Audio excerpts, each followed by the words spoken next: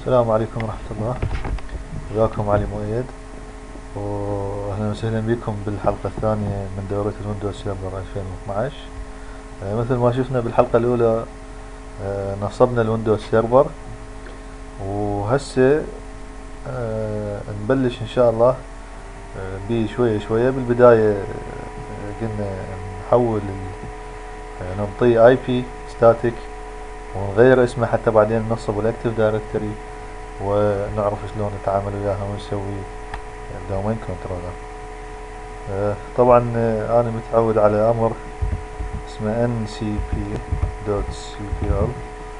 حتى اطلع configurations مال لان properties. هاي في عادي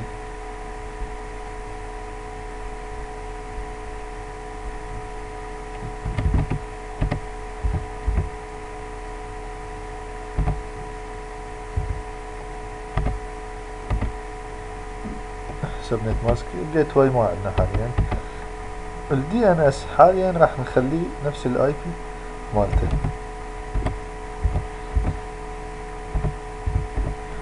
ننطيه اوكي، لانه راح نشوف انه بس ننصبه هو راح يصير كدي ان اس سيرفر.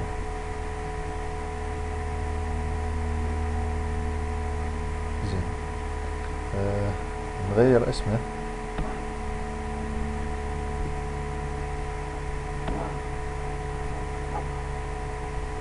على اللوكال سيرفر وكمبيوتر نيم change، راح اسميه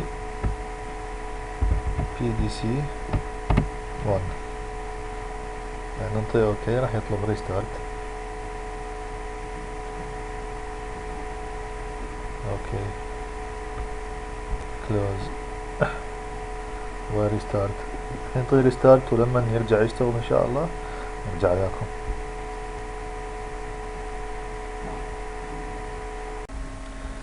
بعد ما سوى ريستارت رجع يشتغل ويندوز.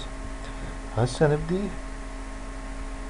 ننصب الاكتف دايركتري من السيرفر مانجر، مانج اد رولز اند فيتشرز. صفحة بالبداية تعطينا تعليمات عامة، يقول لازم الادمنستريتور اكاونت عند باسورد قوي، لازم ستاتيك اي بي ادريس، وابديت لازم عندك اخر التحديثات النصبها على ويندوز سيرفر، شيء طبيعي. نيكست، يعطينا اختيارين بالبداية، رول بيزد اور فيتشر بيزد او ريموت ديسكتوب سيرفيس انستليشنز. ناخذ الرول بيزد على اساس رول احنا نريد ننصبها. يقول لي يا سيرفر تريد تنصبها. طبعا لو عندنا اكثر من سيرفر نقدر نختار، حاليا ما عندنا بالبول بس سيرفر واحد. واختيار الثاني فيرتشوال هارد ديسك، نقدر ننصب الويندوز سيرفر او الرول او الفيتشر اللي نريد ناخذها على فيرتشوال هارد ديسك. اذا كانت عندنا فيرتشوال ماشين نريد ننصب عليها الفيتشر الرول او الفيتشر على هذا السيرفر. نيكست، الرول هي الاكتف دايركتري دومين سيرفيسز. لما نشرها يحتاج فيتشرز اضافية انه لازم تتنصب وياها، فنقول له الاد فيتشرز. نيكست، يقول اكو فيتشر اضافية تريد تنزلها، حاليا ما عندنا شيء. نيكست، نيكست هنا الكونفرميشنز، راح يقول لي هاي الرولز والفيتشرز اللي راح تتنصب.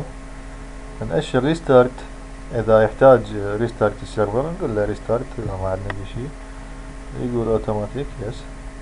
طبعا عندنا هنا اختيار اكسبورت كونفيجريشن سيتنجز اذا بعدين حتى نريد ننصبه على غير سيرفر. اذا نشوفه راح يعطينا مكان نخزنهم بي اكس ام ال فايلز، بعدين حتى نسيبه بالانتند انستليشن يسموه، بس خلينا نشوفه حتى.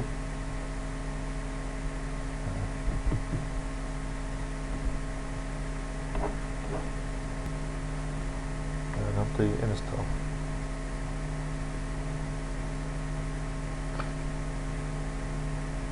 وعلى السؤال راح ينصب، ما عندنا شيء. خلينا ننزلها. طبعا بعد ما خلص التنصيب راح تطلع لنا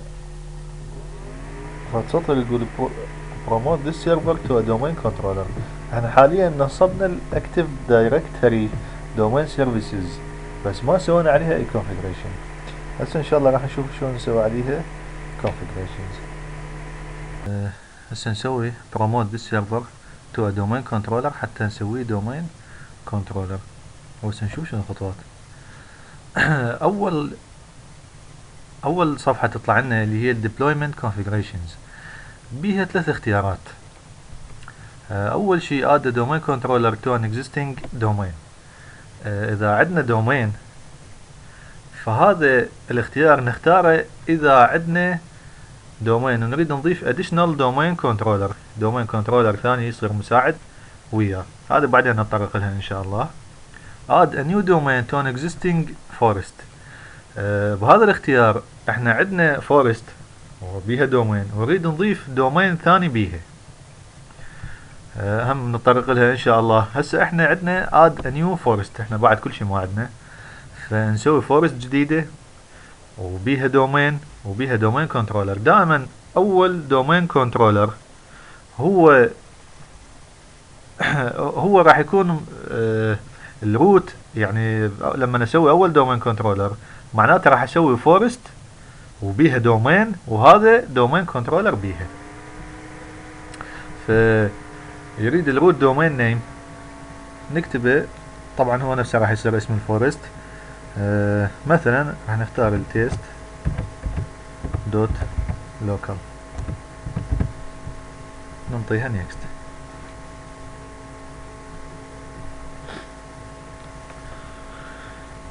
هسه الدومين كنترولر اوبشنز بهاي الخانة اول شيء يقول select functional level of a new forest and root domain. احنا بعد عندنا فورست جديدة ودومين جديد، فالفورست functional level والدومين functional level. الفورست functional level والدومين functional level هي عبارة عن الخيارات او المميزات اللي راح تكون متوفرة في هذا الدومين او الفورست. كل ما اعلى، هسه اذا نشوف شنو الاختيارات اللي عندنا 2003 2008 2008 R2 و 2012. كل ما تكون اعلى كل ما تضاف ميزات جديدة اكثر.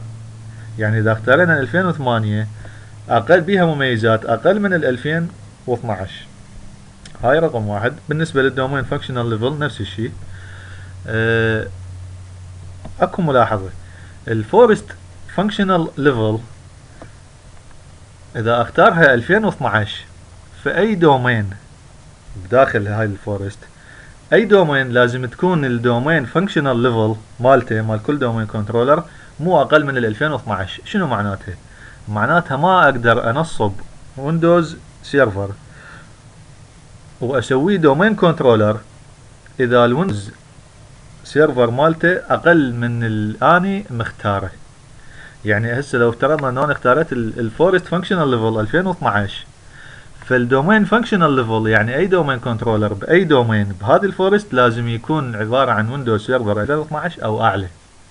اذا اختاريت 2000 الفورست فانكشنال ليفل، خلينا نفترض انه اختاريت 2008، فراح يصير عندي خيارين بالدومين فانكشنال ليفل او 3، اقدر انصب الويندوز سيرفر 2008 او 2008 R2 او 2012 حتى يكون بيها دومين كنترولر. احنا راح نختار اعلى شيء حتى نحصل اكثر المميزات موجودة. وهسه تلاحظون ما عندي بس 2012 لانه الدومين لازم يكون بمستوى الفورست او اعلى من عدها، ما يكون اقل من عدها. زين، هسه راح نجي على الاختيارات specify domain controller capabilities. اول شيء عندنا domain naming system DNS server. طبيعي انه راح يكون عندنا هو DNS server لانه ما عندنا DNS server خارجي وراح نستخدم مايكروسوفت. انا اقدر اوخره اذا عندي DNS standalone server اسوي DNS، بس هو الطبيعي انه يبقى DNS. عندي اختيارين وراها ونشوفهن ضمن، ما ممكن انه اشيرهن او اوخرهن.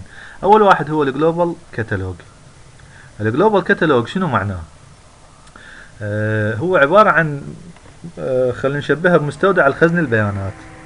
راح يحتوي معلومات جزء من معلومات عن كل اوبجكت بالفورست، يعني الاكونتس، السايتس والكمبيوترز، واي اوبجكت بالاكتف دايركتري راح يكون عنده جزء من هاي المعلومات عنه يخزنها بهذا الدومين كنترولر. ليش؟ تسهل البحث. يعني بعدين اذا نشوف مثلا انا اريد ابحث عن اي شيء معين بالسيرش، اذا انا مو جلوبال كاتالوج فما راح اقدر اندل اي شيء الا الشيء اللي خاص بالدومين مالتي.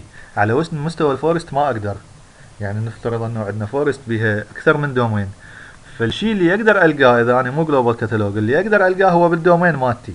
الدومين اذا اني عندي دومين ثاني ما اقدر اعرف عنه اي شيء الا اوجه الطلب الى دومين كنترولر بذاك الدومين، وعنده جلوبال كاتالوج يقدر يعرف المعلومات اللي عنده ويرجع لي اياها. بينما اذا انا جلوبال كاتالوج سيرفر راح اقدر ابحث عنه واندل الشيء هذا الاوبجكت القاه، وانا اعرف شنو اسحب من المعلومات اللي احتاجها. اذا انا جلوبال كاتالوج ما احتاج افرود الطلب الى دومين كنترولر ثاني هو جلوبال كاتالوج. تريد اقول لي كنترولر انه هذا راح يكون دومين كنترولر بس ما اقدر اعدل به، هذا راح يكون مجرد دومين كنترولر حتى اكثر شيء يسوي اوثنتيكيت الاكونتس. يعني مثلا في عندي فد خلينا نفترض فد اوفيس بعيد وعليه سكيور قليل، فانا اذا احط دومين كنترولر ممكن يتعرض للسرقه، او ممكن ما عندي ستاف اي تي يقدر يتعامل ويا الويندوز سيرفر، فاخليه ريد اونلي، يعني ما حد يقدر يعدل عليه. انا من يمي ايش اعدل هو راح ياخذ النسخه من التعديلات هذه وتبقى يمه. وهم ان شاء الله نتطرق له بريد اونلي. هسه شو يقول؟ تايب دايركتري سيرفيس ريستور مود دي اس ار ام باسورد. هذا باسورد انا اذا عندي اي صيانه على الاكتف دايركتري مو معقوله انه اسويها بدون اي اوثنتيكيشن، فهو شو يسوي؟ يحط لها باسورد. هالباسورد لازم نتذكره. انا راح استخدم الباسورد مال مايكروسوفت الكومبلكس.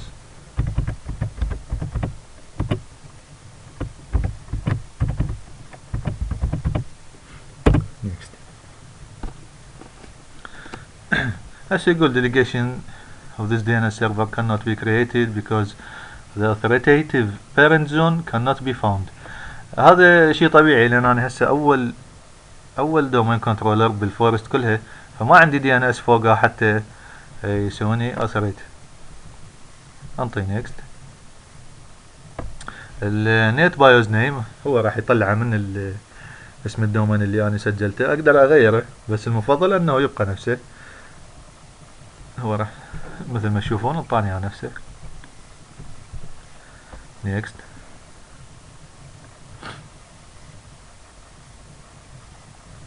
هسه هنا راح يخزن الاكتف دايركتري، الداتابيس فولدر، واللوج فايلز فولدر، والسيس فول. طبعا مايكروسوفت تنصح انه يقولون لازم كل لوكيشن من هذين الباث يكون في درايف معين. احنا لاغراض التوضيح والشرح انه راح يكون بنفس المكان ديفولت مالتهن، بس مايكروسوفت تنصح انه يكون كل وحده في مكان. نيكست. هنا ريفيو راح يقول لي شنو الاشياء اللي انت اختارت انه تنصبهن، وشنو المعلومات اللي راح تصير عندك دومين فانكشنال ليفل وهكذا جلوبال كاتالوج. نيكست.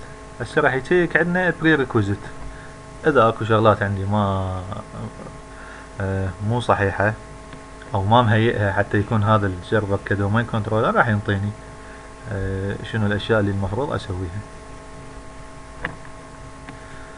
ما عندي شي، يقول لي all prerequisites check passed successfully. هذا هنا warnings security name NT4 و delegation ما موجود طبعا لانه ما موجود عندي، فننطي install. هسه راح يبدي ينصب الاكتف دايركتري، وراح يكون اول دومين كنترولر في اول دومين في اول فورست.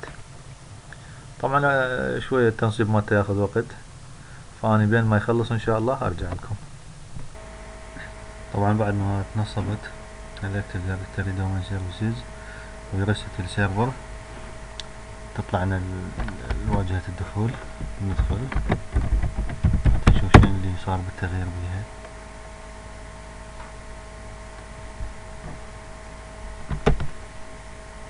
طبعا هسه نشوف منين نقدر نوصل الى محتويات الاكتف دايركتري.